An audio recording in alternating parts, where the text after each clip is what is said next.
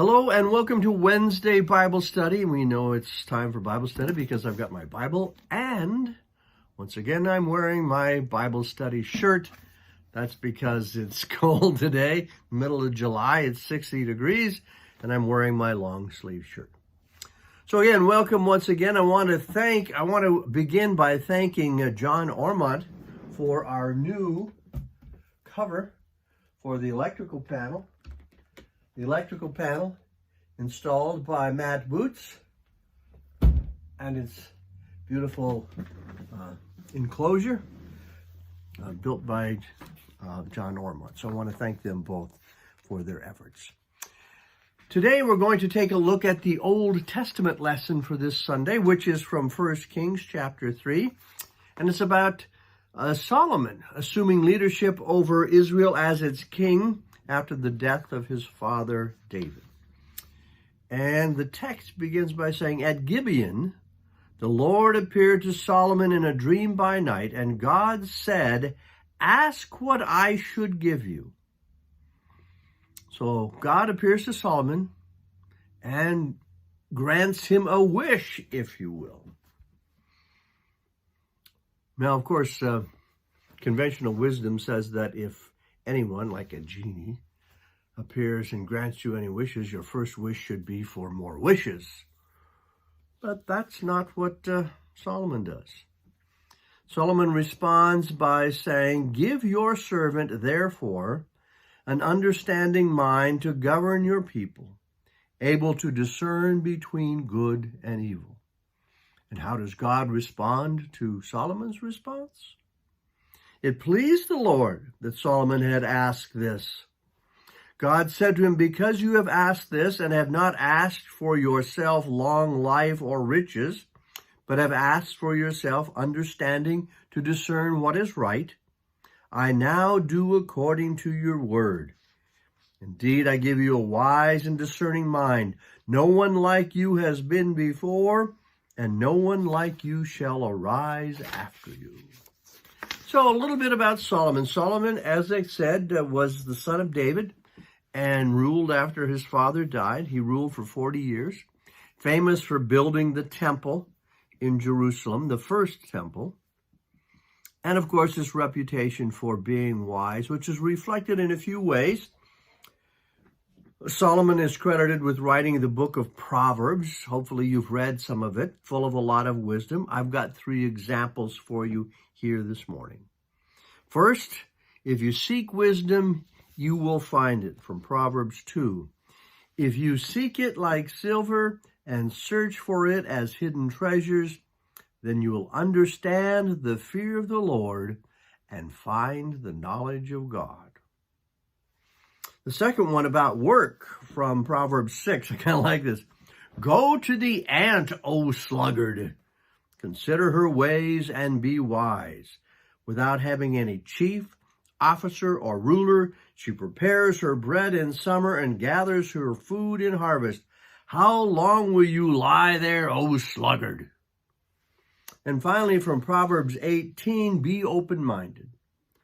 A fool takes no pleasure in understanding, but only in expressing his opinion." And this, amidst all of the contention that seems to surround us on a daily basis, could apply to a lot of folks, including me. A fool takes no pleasure in understanding, but only in expressing his opinion. So, the temple, the book of Proverbs, and I lost my sheet here. Secondly, dealing with the Queen of Sheba, the story of Solomon and the Queen of Sheba. Sheba is kind of where Ethiopia is today. The queen hears this reputation of Solomon's wisdom, decides to visit him in Jerusalem, and questions him and gives him puzzles and riddles to solve to test his wisdom, discovers that it's true, he really is a wise guy. And while she's there, Solomon speaks to her about the attributes and the joy of following the God Yahweh and converts her to Judaism. And many scholars believe that that's one of the reasons that Ethiopia was today, or I should say was at the very beginning in early Christianity, and is today a Christian outpost. And then finally, a story again of Solomon's wisdom, the story of the divided baby. You've heard this probably, I'm sure. So, two women come to Solomon with a single child. Both of them claim to be its mother. Solomon says, okay, bring me a sword, cut the child in half, and each will get half. One woman says, good idea, we'll each get ours. The other woman says, no, heavens no, please do not do that. Solomon then knows that that woman is in fact the mother and gives her the child. So God, in this text from 1 Kings chapter 3, God offers Solomon whatever he wants. He chooses wisdom. How about you? God comes to you and offers you whatever you want. What do you choose? Chances are it may not be wisdom. It may be riches. It may be long life. It may be good health. Probably won't be wisdom.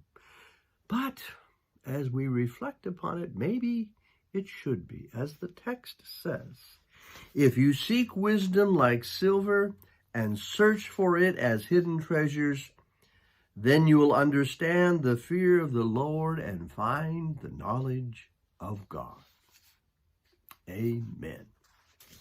So thank you again for joining us in Wednesday Bible study. A couple of things. We've got worship this Sunday, 9 o'clock outside. Double check Facebook and website as to the status of it, pending possible weather. I guess it's supposed to be kind of hot. Supposed to be kind of hot and humid this Sunday. So we'll keep you posted on the status of worship. I'm planning to be on vacation next week, so a couple of things will happen. We won't have outdoor worship. I'll keep you posted about that. I'm going to pre-record another virtual worship service, and we will not have Wednesday Bible study next week. So, thank you again for joining us. As we go out into this week, remember, use your heads, that whole wisdom thing. Wash your hands, wear a mask where appropriate, and keep the faith. God bless you, and amen.